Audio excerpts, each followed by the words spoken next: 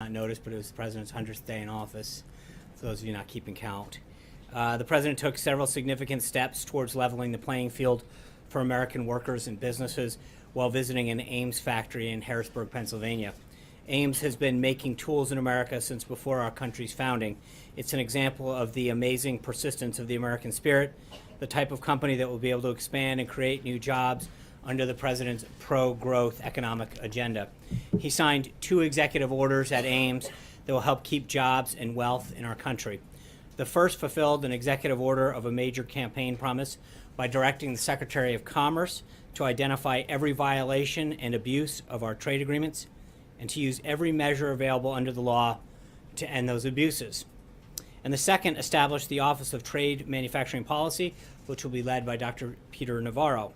This office replaces the National Trade Council and elevates it to a permanent office within the White House, sending an important signal to the world that the United States will no longer tolerate trade cheating while our manufacturing and defense industrial base suffers. He also signed a 3rd executive order over the weekend establishing the American Technology Council, which will be led by Chris Liddell, which is dedicated to modernizing the federal government's information technology so that it works more efficiently and effectively for everyone. And he wrapped up the day speaking to thousands at a rally in Pennsylvania. This weekend, the president also engaged with some of our longtime allies in Southeast Asia who are on the front lines against the fight against ISIS and other forms of terror through calls with the president of the Philippines, the prime minister of Singapore, and the prime minister of Thailand. Today's a start of another big week here. After signing a proclamation on Law Day, he stopped by the Kennedy Garden, where around 100 members of the Independent Community Bankers of America kicked off their Capital Summit. Smaller banks are one of the driving forces behind economic investment and development in our communities, but they've been disproportionately harmed by the dramatic increase in regulation since 2008, declining in number by 30% since 2008. The president's pro-growth agenda, including instituting what he's called a 21st century Glass-Steagall, will allow these banks to spend less time complying with unnecessary requirements, many of which were designed to police much larger entities, and more time infusing their communities and local small businesses with capital. It's also the start of Small Business Week. Today, Ivanka Trump will be participating in a conversation at the United States Institute of Peace with SBA Administrator Linda McMahon. And the Vice President will deliver remarks at the National Small Business Week Awards program later this afternoon. Back to the President's schedule. After speaking with the community bankers members, the President had lunch with Vice President Pence, Secretary of State Tillerson, and Secretary of Defense Mattis, as well as National Security Advisor McMaster, before meeting separately with Secretary Tillerson. I also want to mention this morning that FEMA held a severe weather coordination call to discuss impacts on the remaining threat for continued severe weather across portions of the Southwest to the Mississippi Valley, which has already killed 5 people in Texas. Secretary of Homeland Security Kelly participated on the call, and the White House is in contact with local governments in these affected areas. We'll have those communities in our thoughts and prayers and encourage everyone to follow the directions of their state, tribal, and local officials to stay safe. Finally, let me run down what we're expecting for the president's schedule this week. Tomorrow, he'll present the Commander-in-Chief Trophy to the United States Air Force Academy. Wednesday, the president will host the president of the Palestinian Authority for an official visit. And on Thursday, he'll host a National Day of Prayer event. And as I mentioned last week, he will then attend an event commemorating the 75th anniversary of the Battle of Coral Sea aboard the USS Intrepid and meet with the Prime Minister of Australia. I'll continue to update you on the schedule throughout the week. And with that, your questions. Jill. Thank you very much. So I wanted to go back to the comments that the president made this weekend on Face the Nation on healthcare regarding pre-existing conditions. Mm-hmm. And he has said specifically that the bill he wants to sign would, quote, mandate that pre-existing conditions be covered. Can you talk us through a little bit of what he meant there? Was he referring to something he wants to push to include in the bill? Was he talking about the language that's already in there? Well, I think both, in the sense that the MacArthur-Meadows amendment ensures that pre-existing existing conditions are continued to be covered. But then obviously as this bill hopefully passes the House this week or whatever it does, and then goes through the Senate and the House, this is an issue that is important to him. How does he ensure though that those people actually are treated affordably? I mean, there was an estimate from AARP that if you were looking just at the high-risk pools, the premiums could be as high as over $25,000 for somebody. What is he doing to ensure that doesn't happen? So there's two things, and I think he mentioned in the same interview that, just to be clear, right now under Obamacare, as it collapses on its own weight, people who have pre-existing conditions are really the most vulnerable, because if you have an insurance system that no longer is able to provide care to those who need it, then I think we've talked about this before, you have a card without coverage. So what the president is doing is ensuring going forward, as we attempt to repeal it and replace it, that coverage of pre-existing conditions is at the core of that. So that is something that he has ensured is in the current bill, and will continue to push for to make sure that coming out of the Senate and going to conference is there as well. John. A couple things for you, Sean, if I could. First of all, what do you say to conservatives who feel like they didn't get a whole lot out of this spending bill? There was no money for the wall, no cuts to sanctuary cities, funding for Planned Parenthood was maintained. What do you say to those conservatives? Let's take them in order. But I think the president got a lot out of this bill, most specifically $21 billion to help rebuild the military. I think that is something that he was very proud to campaign on and is delivering on. That's probably the biggest thing. With respect to border security, he got $1.52 billion into the current language that's posted. I think that's a significant, and remember, I think people have to keep in context. We're talking about 2017 funding, right? So this is something that most presidents would walk into office and that would have been done. Because the last Congress didn't do this under President Obama, we have an opportunity to get some of the president's priorities infused for the last 5 months of 2017. That's a big step forward, and something that he'll continue to fight for in 2018. When the fiscal year starts the end of September, we will have an opportunity to really infuse the president's priorities. But I think there's a lot there, and there's also DC school choice was something that we felt very strongly about making sure was back in. There's no Obamacare bailout. There's the coal miners is something that the president felt very strong on making sure they got taken care of. That happened. So there's a lot in this bill that I think of the priorities that he put forward on. But clearly you had to give up on some things. No, I mean, I think on the Planned Parenthood thing in particular, but again, remember, this is 2017 funding. This is something that he wouldn't normally even had a shot at because it should have been done. So infusing his priorities in the 2017 budget cycle is actually something that he's been able to have a say in, which is a big deal for the remaining 5 months. The 2018 budget will address those things, but this is a down payment on border security. It's a down payment on his ability to rebuild the military, and repealing and replacing Obamacare will address a lot of the other health care issues. And the other issue I had, on the pending visit of Duterte from the Philippines, Chris Coons said that the president is giving his stamp of approval to human rights abuses. Governor John Sununu, on the other hand, said this is part of the unpleasant things that presidents have to do. What's the White House's perspective on Duterte and him coming in? Well, I think it is an opportunity for us to work with countries in that region that can help play a role in diplomatically and economically isolating North Korea. And frankly, the national interest of the United States, the safety of our people and the safety of people in the region are the number one priorities of the president. Mike. I wanted to ask you about tax deductions. The White House has talked a little bit about that as a way to curb big tax breaks for the rich. Are you looking at any other policy changes when it comes to limiting breaks for the top 1%? Well, we're at the beginning of this process, but I think you saw from the briefing that was given the other day, the focus on this is really at lower and middle income Americans. The doubling of the standard deduction means that a family of four that is making, right now they're getting a $24,000 deduction. Which means in a lot of cases you're going to see a family pay zero taxes at the lower end of the economic scale. That's a big deal for them to really help put more money back in their pocket and help them take care of their family. Trey. Thanks, Sean. On healthcare, there seems to be a new optimism from the White House. How confident is the president that he will get a healthcare bill passed the House this week? I think the president has made it clear that he's not instituting a timeline. I've said this before, and I'll continue to say that we feel confident the direction this is going.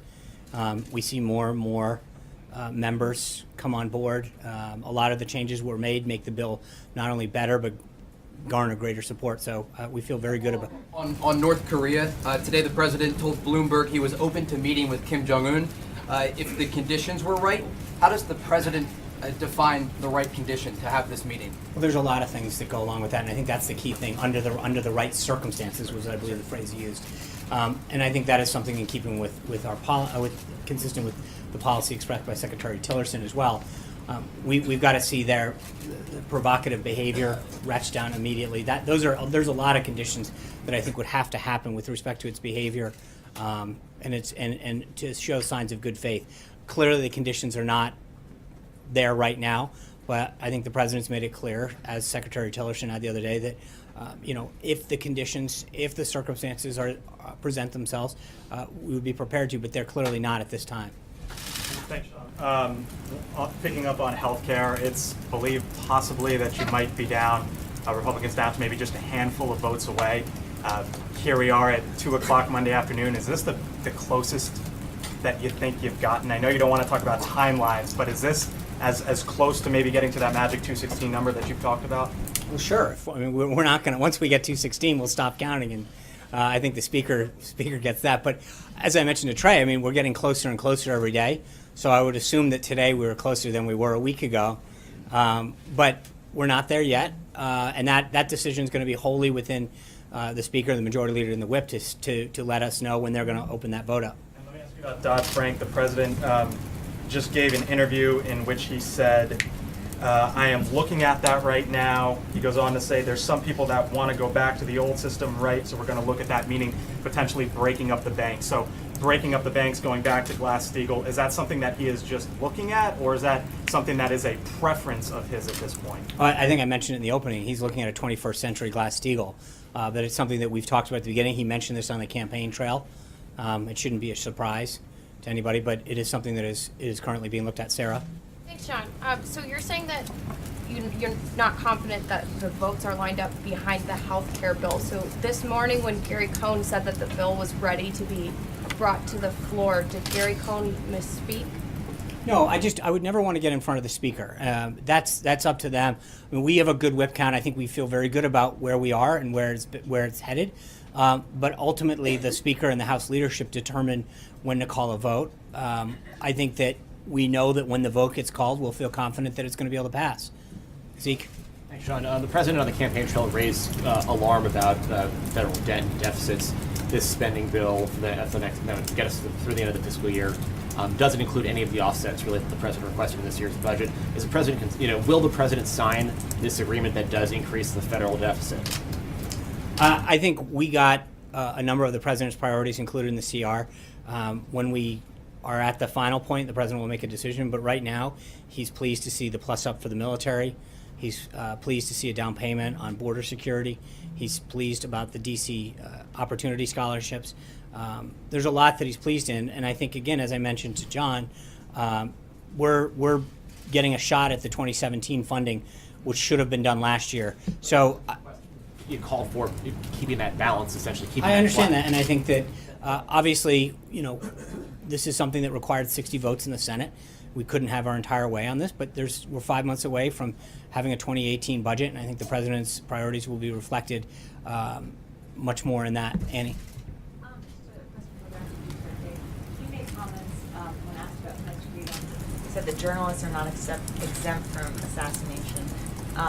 Did the president know about those comments and about his record of human rights abuses when he extended the invitation for him to visit the White House? I mean, the president gets fully briefed on the leaders that he's speaking to, obviously, but the number one concern of this president is to make sure that we do everything we can to protect our people, and specifically to economically and diplomatically isolate North Korea. And I think when you look at what he is doing in terms of building that coalition of countries in that region to do it, I think this is hopefully going to have. Well, he knows. Yeah, I mean, I'm not going to tell you every single thing that's in his brief, but he's well aware of when he speaks with a leader. He gets briefed on a lot about what they're doing, what they've done. That's all part of the brief. Mara. Question just about the future of Sebastian Gorka. Can you tell us why he's leaving the White House? There's no personnel announcement at the time. I have no belief that he is currently leaving the White House. So there's nothing to update you on with respect to that, and we wouldn't comment on personnel matters at this time. Mara. John, I have a healthcare and an Israel question on healthcare. When the president talks about a guarantee for pre-existing conditions, current law says insurance companies have to sell to people with pre-existing conditions, and they can't charge them more than someone else in that area. Is that the guarantee that the president wants? So the bill does not remove Obamacare's guaranteed issue requirement. Right. That's it. What about the community? And on the community ratings, the bill would allow states to waive Obamacare's community rating requirement if certain conditions designated to preserve access to coverage from people with pre-existing conditions are met. And there are reduced average premiums, increased enrollment, stabilize the market, stabilize premiums for those with pre-existing. The bottom line is to try to give the states flexibility to actually get that premium down. Right, but people with pre-existing conditions would continue to get access, but not at the same price as other people. Well, the idea is actually they would create a high-risk pool. The idea is actually to create a system where it gets the premium down for them as well. Under, High-risk pools could still charge them much more. no, but you can't keep saying, you're right. When I say the whole goal of this is to give the states the flexibility to get lower premiums. That's the goal all around, is to make sure that the system that we employ gets it down. John Gizzi. Wait, my- I'm sorry. Sorry about that. Thank problem. you, Sean. The president turned to Bibi Netanyahu at that press conference and famously said settlements are not helpful. Israel is going to build 15,000 new homes in East Jerusalem. Does he think that Netanyahu is snubbing him? We're going to have a conversation. I'm sure that we'll continue to have conversations with the prime minister, and so aware of that? I'm not going to. That'll be something that the president will continue to discuss. John. Thank you. Oh, we'll do two Johns. Okay. Let me go first, Chuck. All right, sound good? It's quite a negotiation. we may need you. From the art of the deal. Thank you, Sean. I wanted to ask about some news the president made this morning in an interview that he conducted with Bloomberg. In that interview, he talked about the possibility of raising gas taxes to pay for infrastructure spending. And of course, the president has put forward the idea of $1 trillion infrastructure spending plan. Can you talk a little bit more about this possibility of raising gas taxes? Yeah, so what the president said during that interview is that folks from the industry had come to him and expressed to him how the deteriorating roads were affecting their ability to deliver goods and services throughout this country, and that they had expressed a willingness to see something like that as a way to help pay for and repair the roads and bridges, and that he said that he, out of respect, would definitely listen to them and consider it. That's As it relates to this idea that the gas tax in America hasn't been raised for some time, what makes the president believe that now is the time that Republicans who have been opposed to this idea would be open to this idea? I think you're missing. He did not express support for it. He expressed that a group that had met with him expressed support with it, and that he, out of respect, would consider their request.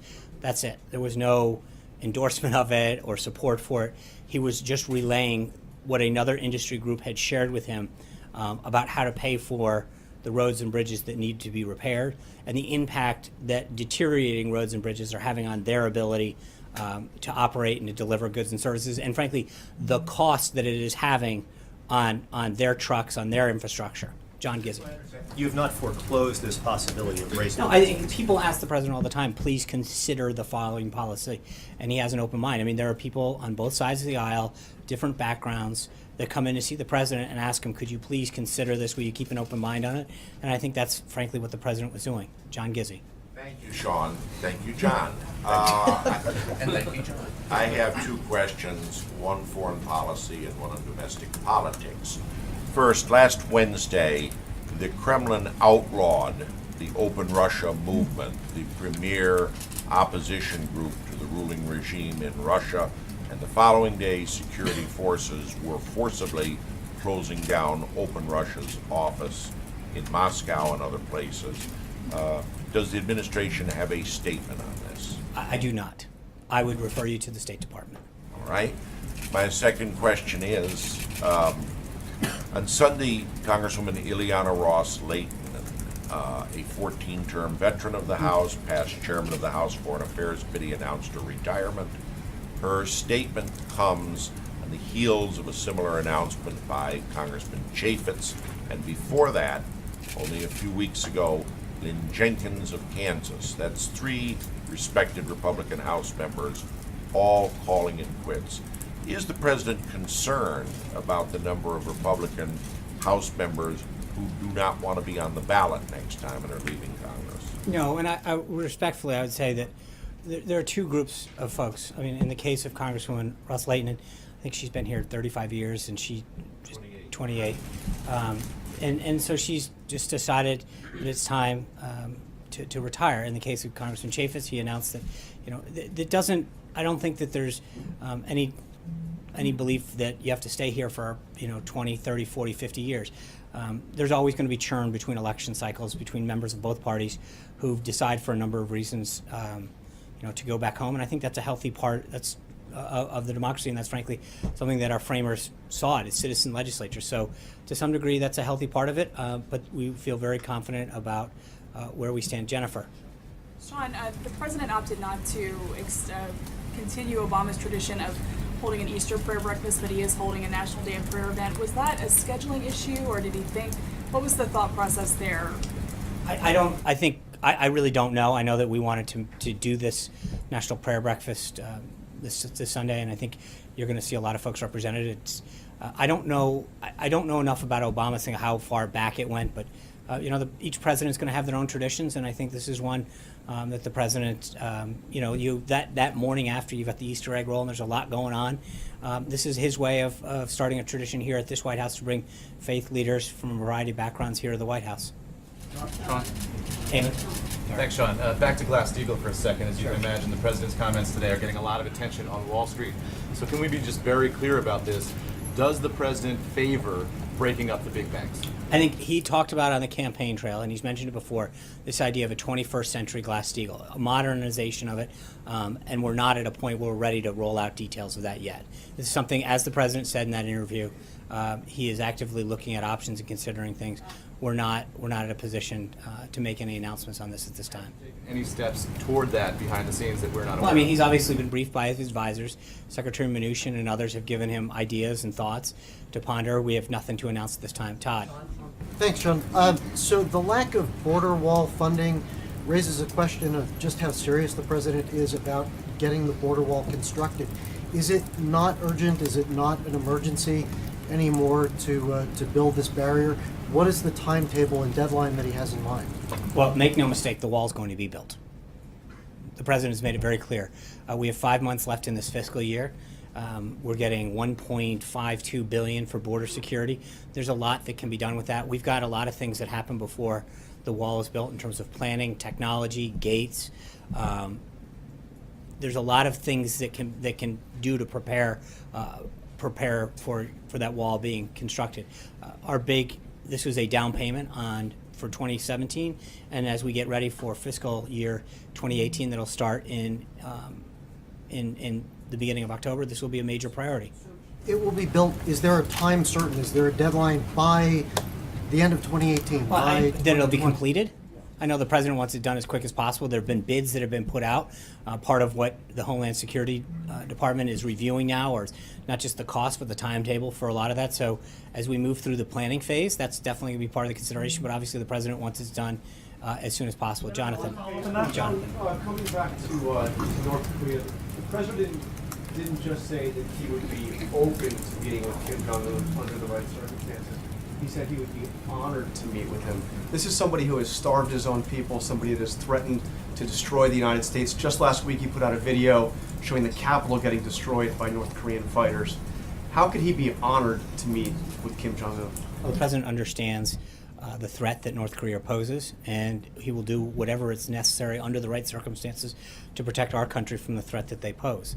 How So, would that be an honor? well, Jonathan, I guess because he is still a head of state, so it is sort of there's a diplomatic piece to this, but the bottom line is the president's going to do what he has to do right now. He's building a coalition in the region to isolate North Korea, both economically and diplomatically, to get the threat, to take that threat down. But that is his number one priority right now, is protecting this country and our people. What did he mean when he called him one smart cookie, or a pretty smart cookie? Well, I think his point was he went over this in the interview, that he assumed power at a young age when his father passed away, and there was a lot of potential threats that could have come his way, and he's obviously managed to lead a country forward, despite the obvious concerns that we and so many other people have. He is a young person to be leading a country with nuclear weapons, and so. That set aside, I think the president recognizes the threat that he posed and is doing everything he can to isolate that threat and to make sure that we bring stability to the region. Margaret. Sean, on North Korea and then on Philippines. On North Korea, both with the president's comment on Kim Jong-un and what Secretary Tillerson said, you seem to be making the offer that we could have direct talks with North Korea. Who's going to be leading those? Please. Yeah, I think the White House? I think that the key part of the president's statement was under the right circumstances. And that is the key. And those circumstances do not exist now. This is consistent with what Secretary Tillerson said the other day. But I think that if North Korea continues down a degree of provocative behavior, then those circumstances will never be there. But we want to hold out the possibility that if North Korea were ever serious about completely dismantling its nuclear capability and taking away the threat that they pose both to the region and to us, that there's always going to be a possibility of that occurring. That possibility is not there at this time. Who would lead that? Is that Well, the White House or the State we're not. Department? We're so far away from that possibility existing.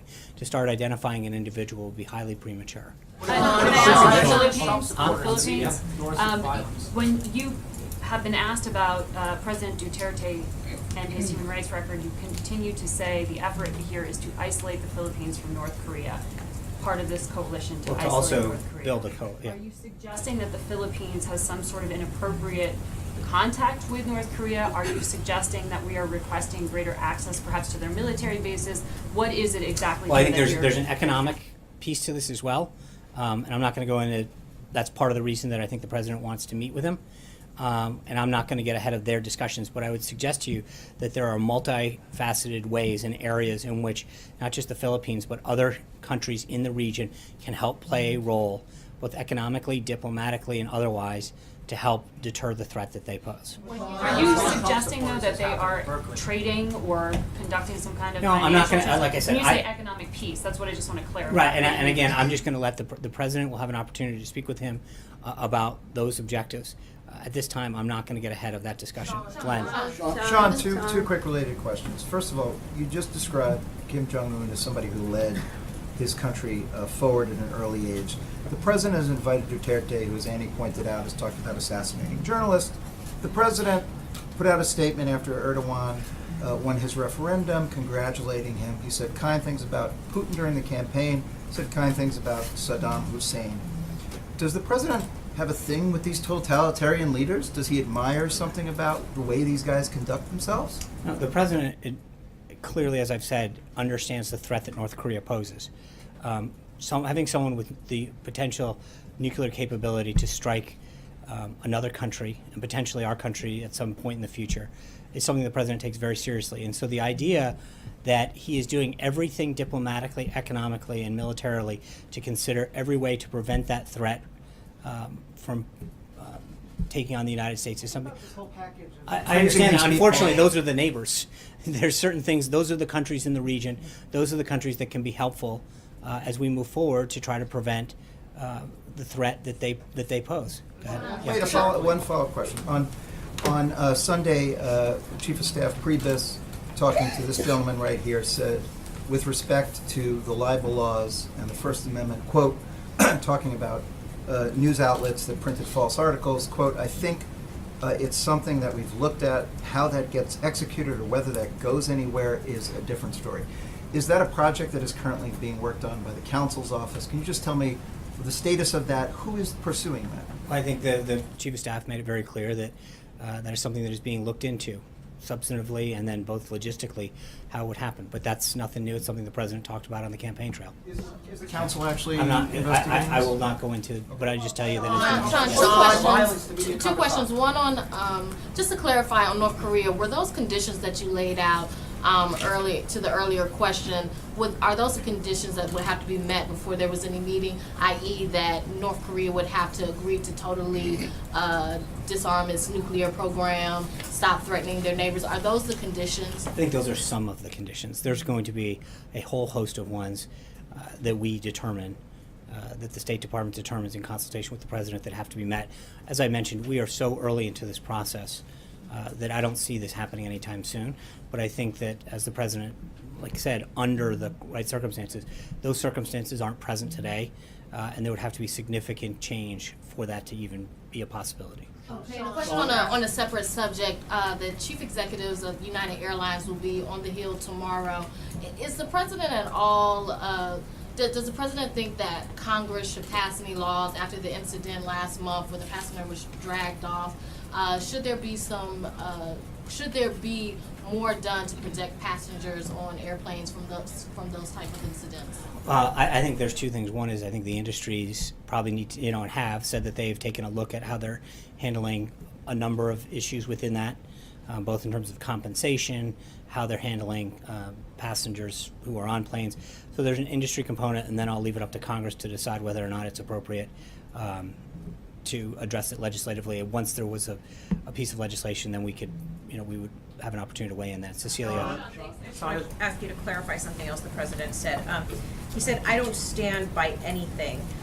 How is the American public supposed to digest that, supposed to trust what the president says when he himself says of his own comments, "I don't stand by anything"? What are you referring to? It's in the CBS interview with John Dickerson in the Oval Office. I need the more context. It was about wiretapping. He was asked to, if he still believes President Obama is a bad or evil guy. Do you still stand by those comments? And the president said, "I don't stand by anything." No, that was a long back and forth exchange, and that's why I'm asking for the context. But I think the point is he clearly stands by that. That's something that he made very clear if you look at the entire back and forth. Sean, two questions on the Philippines. First, is President Trump comfortable with the leader's support of extrajudicial killings of drug users in the country? Obviously, there's a human rights component that goes into all of this. And so it's a balance. We want to make sure that our country, our people are protected. This isn't a simple yes or no kind of situation. You've got a country in North Korea that possesses a nuclear weapon and is looking for the appropriate delivery system to potentially do harm. I think the president recognizes that the number one priority is the protection of our people, the safety of our people, and the safety of the people in the region. And so it's not just a question of either or. It's a question of priorities and balance. There's a lot that the president talks to these leaders in private about. And I think you saw that case in Egypt, where sometimes that kind of diplomacy, privately talking about them and building a relationship, can achieve results, not just for our people, but for their people, and discussing how the human rights issues. But I think that it would be a mistake to assume that the president, because we don't put out statements publicly chastising leaders at every call, means that the president's not. Hold on, let me answer the question. I think the president understands the value of it, but he understands the balance. And the reason that the president is building an effective coalition, is getting results around the globe and reasserting America's place, is because he understands the type of diplomacy and the type of negotiating and the type of deal making that actually gets real results for our country. So I think it's not a balancing, it's a balancing act, but the president's getting real results. Cheryl. Second question, if you don't mind. Okay. Looking at, there are three open patents with the Philippines government, one from Trump trying to get Trump patented, two from Ivanka Trump for her clothing line. How do you respond to concerns about potential conflicts of interest with the leader of the Philippines? I think the president and Ivanka have done everything in compliance, made it very clear, and I would refer you to the Trump organization. Cheryl. I just want to clarify something you said to Zeke. Is there a possibility that the president would not sign this spending agreement? No, I mean, he's very pleased with the priorities, but I just want to, let's wait till it's presented to him. But he is obviously very pleased with how his priorities were addressed in the CR, and I have every expectation that he would sign it. But let's let's wait till it's on his desk. Are you still on track to issue the full fiscal year 18 budget? Is it mid-May, or do you have a date for that? I'll tell you about my understanding was it was still mid-May, but I'd want to consult with Director Mulvaney first. Jim. Yeah, thanks, Sean. Just wanted to first ask, what's your expectation and what's your hope for the meeting with President Abbas on Wednesday?